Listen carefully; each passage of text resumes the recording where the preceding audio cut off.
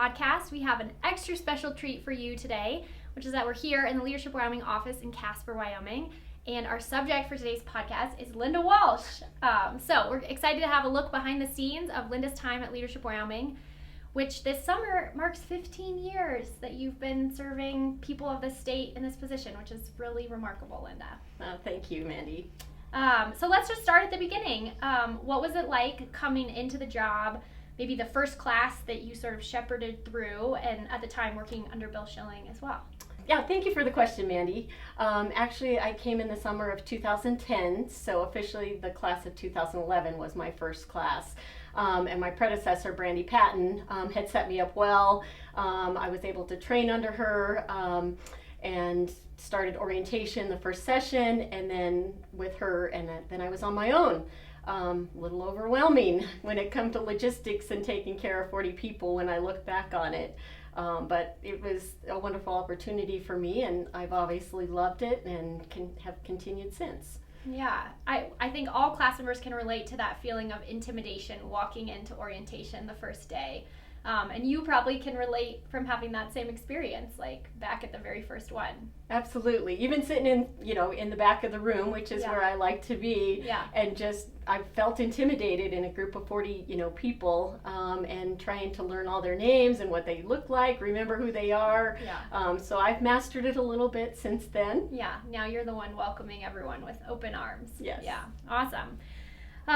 If you had to go back and give that version of you advice from 2010, what do you think you would tell yourself?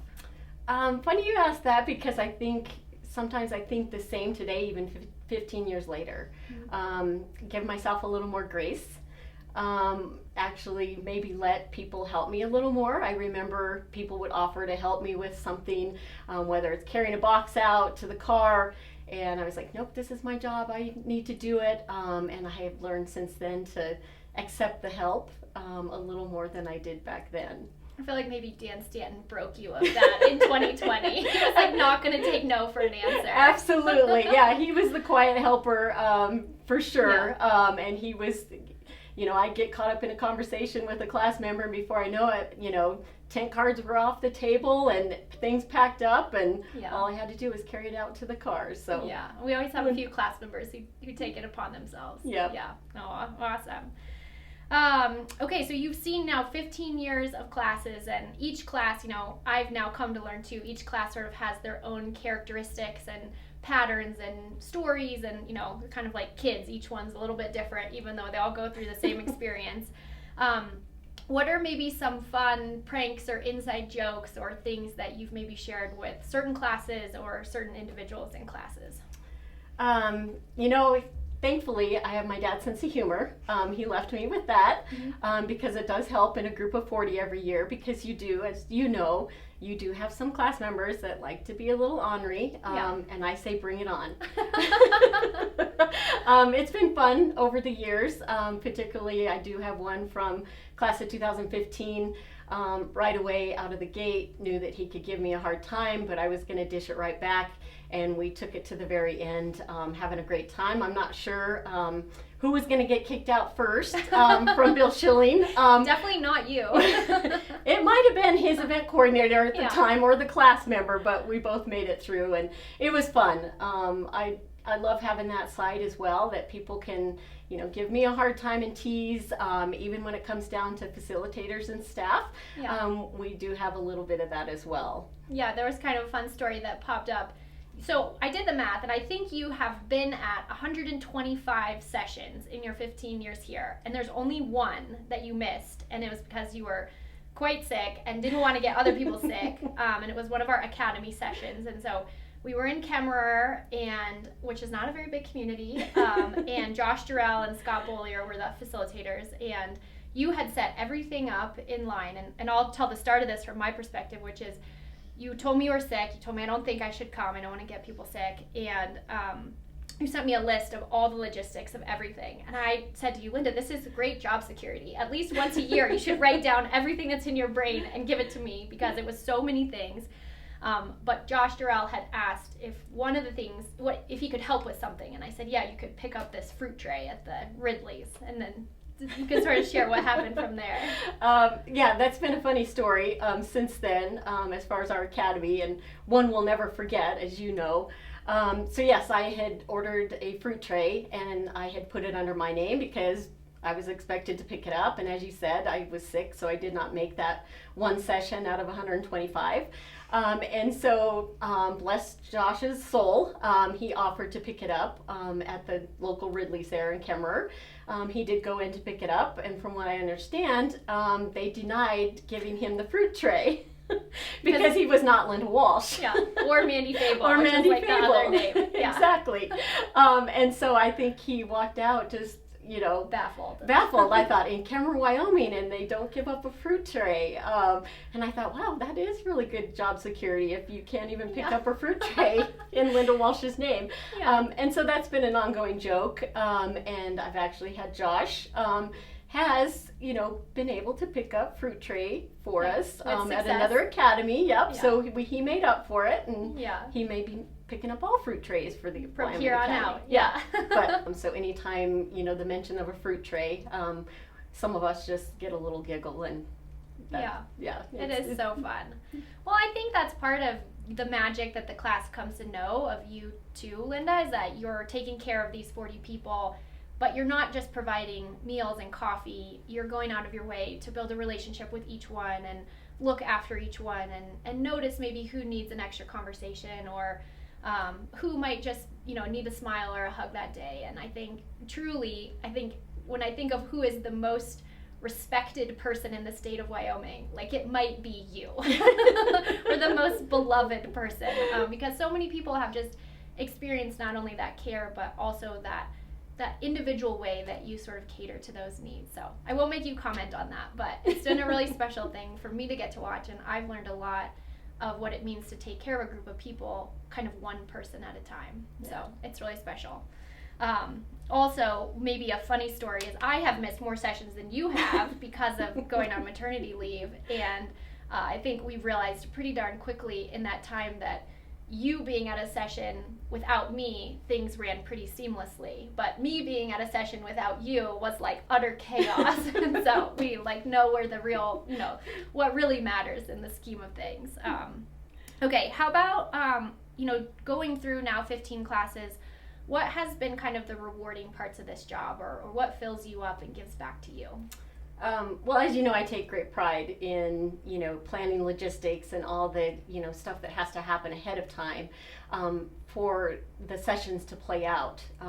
What people think is seamless, and sometimes maybe not so much seamless, but they don't even know. Mm-hmm. So with planning the sessions, building the relationships that I build with, different vendors and caterers, hotel venues, meeting venues, and be able to plan out all that and then actually watch it play out when we land at a session and the meeting space is ready and the caterers bring food and coffee and the class members, all they have to do is show up and focus on participating in this program and getting the most out of it. Mm-hmm. And so I take great pride in that, to give them that environment to be able to just fully participate.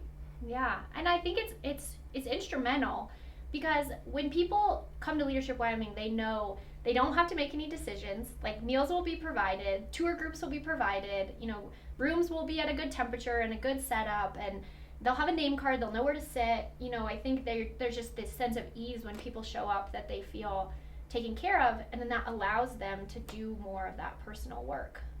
And so what does that kind of feel like when you watch the class go from the first session to the last session? Kind of how do you characterize that journey from your eyes? It's pretty incredible, to see a group of 40 start out, most of them not knowing each other, walking in as strangers, mm-hmm. And wondering where their place is, and some of them questioning whether or not they feel like they belong in that group, and they all have a place. Mm-hmm. But as I reflected on our last evaluations, as mm-hmm. we come upon our program committee meeting later to discuss, yeah, absolutely. As I reflect on that, it's going back this last year of the class of 2025 that we just graduated, and to see how much people have grown and how much they've gotten out of the program, you just can't even put it into words how powerful this is. Yeah, I was struck in reading through the evaluations how many people talked about transformation, that they experienced a life-changing experience in this year. And I think, I don't know, it brings me great hope that you've been here 15 years and it hasn't been lost on you yet. Like, what a privilege that is to be part of that. And I still feel that very same way, that, what a gift that we get a front row seat to these people's important moment in life. And some people it comes during the class, and some people it comes later down the road. We know that. And but it is just a gift to get to be part of an experience that they really only get to have one time. And we get to kind of experience that year after year with each group. So it is special. Speaking of the class of 2025, they sort of adopted you, Linda, and turned you into a graduate of Leadership Wyoming. So that just happened a couple months ago at graduation. So will you kind of tell the story maybe through your eyes of sitting at graduation and realizing that they were talking about you? Yeah, well, I'm still reeling in from it. It's still kind of a surprise. I do have a class member that videotaped it, knowing that it was going to happen, so he could actually send that to my brother. Yeah. And so I have watched that a couple times, and I think that's when it really sat in. But it was pretty incredible. I was at the end of the night just sitting there just thinking, wow, okay, all the graduation certificates were in order. We got everybody through. It was a wonderful evening. We, wrapped up another class. We did it, And I'm like, okay, they're going to go out and celebrate. We're done here. Our work is done here. And the next thing I know, a class member went up on stage and started telling a story, and it clicked. I was like, oh, wow, this story's about me. And we all know how much Linda likes stories about her. So it was an incredible moment. I mean, it definitely left me speechless, but very proud to be a part of the class, and that they accepted me into the class. And I think as we look at, celebrating 25 years coming up, and I've been able to put 15 in, and it's very special. Well, and I just love that in the future when class members ask you, like, well, did you go through the program? Are you an alum? And always, it's kind of felt a little cringeworthy that you're like, well, I'm not a graduate. And I'm like, you have been through 15 of these. You of all people. And so then now you get to say, well, the class of 2025 adopted me into their class. And I see you have your certificate proudly displayed on the bookshelf, just off camera. Absolutely. Well, it's maybe a class that maybe thought, after she's flunked for this many years, we need to we just need to pass her so she can move on. Yeah, well, don't let her leave. That's all I'm saying. So yes, it was very special moment. Oh, it's very sweet of that class to even just think of doing that. So, absolutely. Yeah. Well, kind of going back to logistics, you and I have now been through enough years to, some things go off without a hitch and they go seamlessly, and some things we get, wrenches thrown in our plans, and plan A turns into plan B and then into plan C. And, you actually have taught me and Toby as well that sometimes it works out better, the way it's meant to be, or kind of the way it ends up, than what the plan was. And so maybe share a couple of stories that sort of taught you that it's okay to let go of what the plan was, because what emerges might be even better. Oh, absolutely.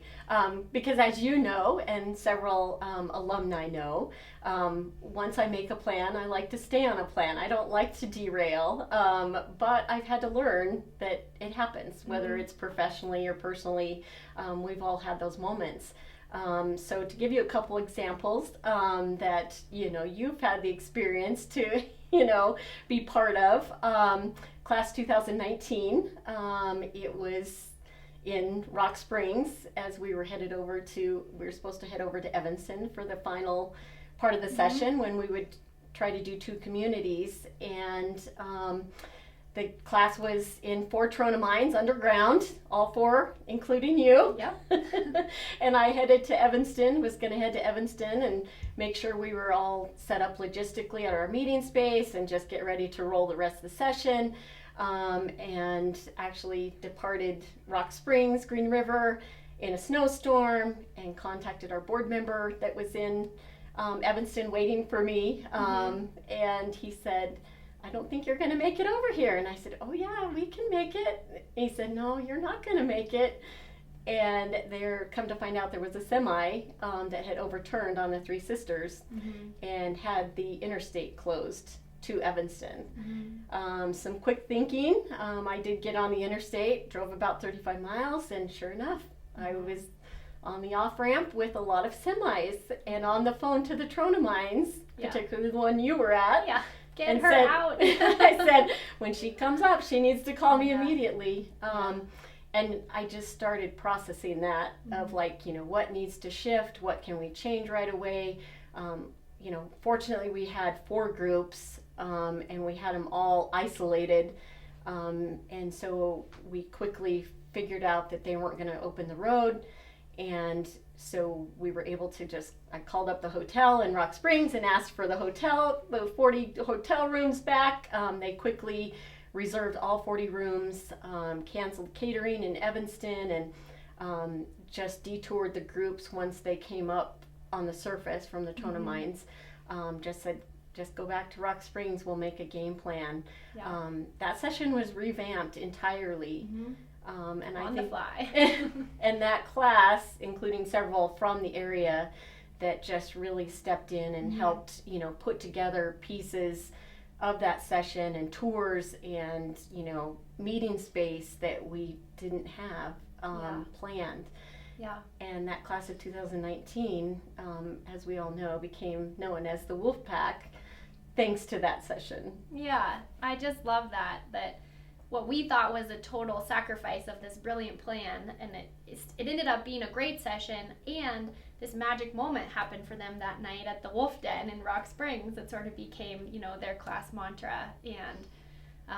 And then, you know, even longer silver linings too. I think it was that experience that I realized we need a way to get a hold of the class. You know, people aren't checking their email. We can't call 40 people. And so that was kind of the start of thinking about something like the WhatsApp that we use now, that is so helpful for communicating with the class and even helping them stay in touch even after the class is over. And so, yeah, it is amazing how I do remember that feeling of panic when I talk to you of like, we have to get a hold of 40 people who are spread across 4 Trona mines and get them somewhere safe and figure things out. And, you know, but we are lucky. The class gives us a lot of grace and margin in those experiences too. But we talk about this. They're watching us too, you know, and if we panic or get frustrated or yell at a caterer, or, you know, which I've never seen happen, so it doesn't happen, but it's sort of a test of our leadership and our communication in those moments, and it always means a lot. I think class members probably have shared this in some of your gold box note cards as well, of that watching us as a team is a lesson in leadership too, and we never do it as an act to demonstrate that, but I think we never forget that we're part of the experience that they're having. And absolutely. So, yeah, we have been through a lot of those things together. Yeah. Maybe the other one would be the Gillette snowstorm that was my first session back after maternity leave. That was the other one I was going to refer to. Yep. That was with the class of 2022. Exactly. You'd been out 2 sessions on maternity leave. And it was your first session back, and I was so excited to have you back. And then also, it was one of those freaky Wyoming snowstorms in October of all times. And so we ended up with half of the class being able to make it, and half were not able to make it, and what that looked like. And lo and behold, they ended up with 15 inches of snow, shut down Gillette. We were scheduled to be at Gillette College for meetings. I had arrived the day before, set up everything in our meeting space. As you know, we were ready to go for session, whether we had half the class or all the class. And get up that morning and come to find out they had shut down the city of Gillette. And the only 2 people out on the streets of Gillette were you and I, and we were not supposed to be, because they had like a code blue that said, stay home. No unnecessary travel, and we're like, no, we have Leadership Wyoming, we have a session, we've got to run. But the college campus was closed, so you and I, very early in the mornings, were reconfiguring.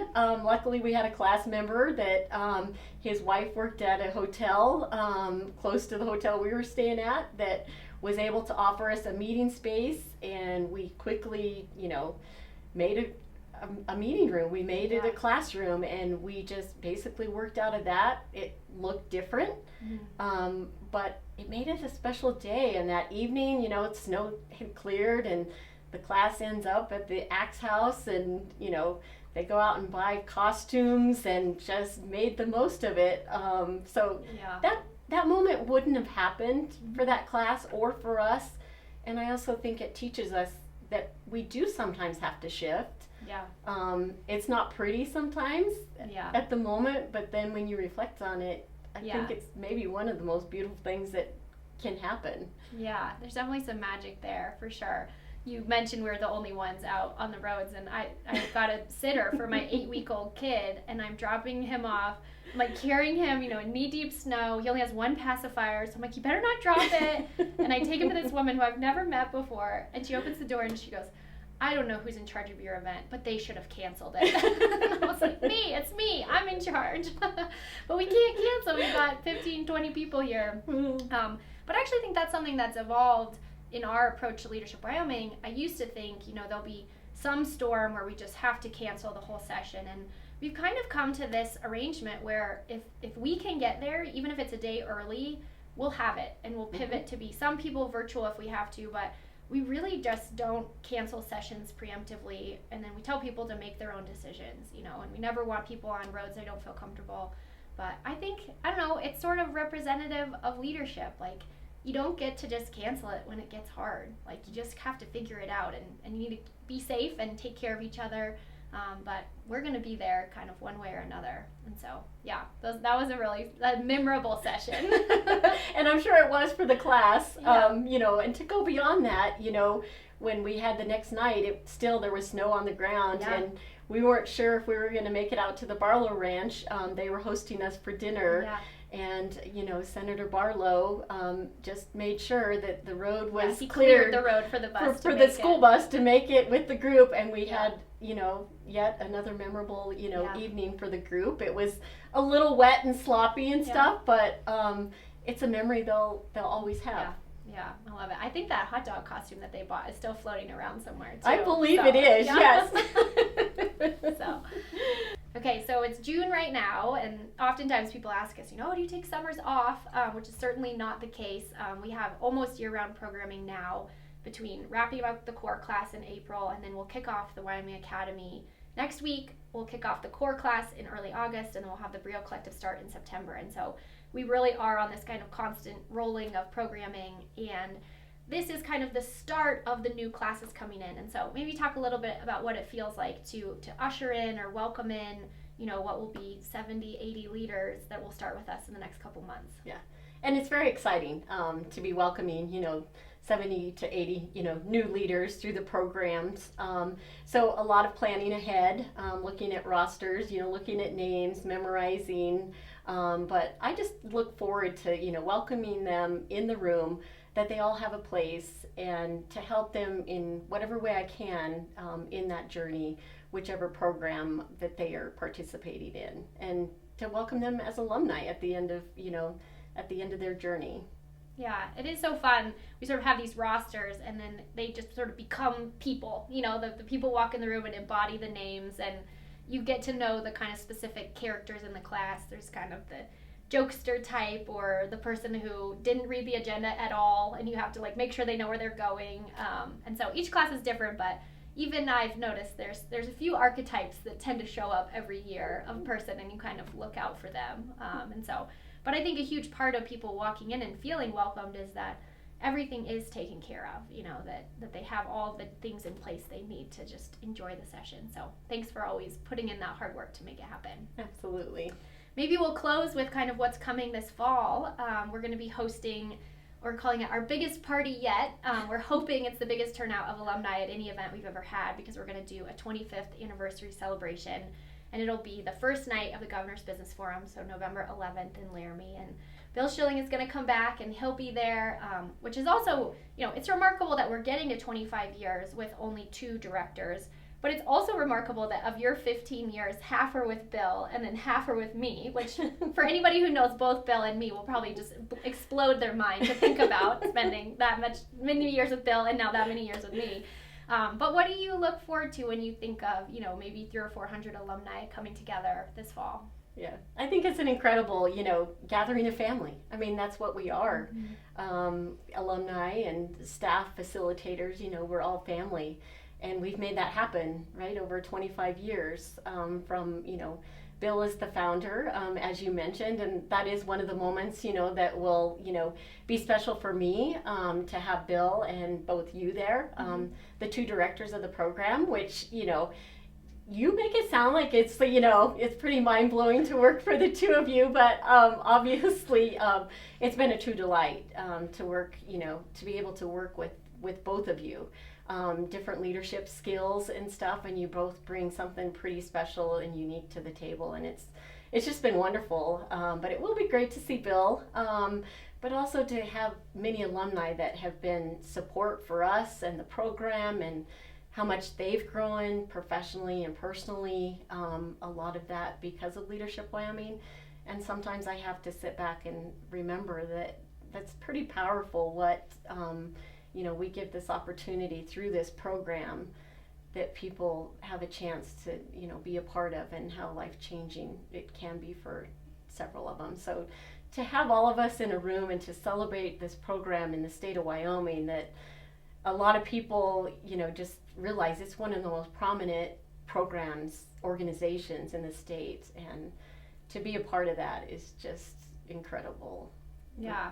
I say that you could walk in any Leadership Wyoming room at any moment and you would know that it's Leadership Wyoming. There's something about the energy, the optimism, the openness that you can just feel it. And so I think about what that'll feel like to have, 300 or 400 people, getting to see their classmates maybe for the first time in a while, and cross ties too, across classes or across different communities, and celebrate what a meaningful journey this has been for each of them, and what a big role Bill played in founding, and then really what a tremendous role you have played in the last 15 years of just making all that happen. So thanks for sharing a little behind the curtain, and I know I speak for all of our alumni and board in just saying thank you for what you've offered to Leadership Wyoming over this time. Well, thank you, Mandy. Yeah, thanks for joining us. Send Linda a shout out or a hug next time you see her, and we'll be back next month with another episode.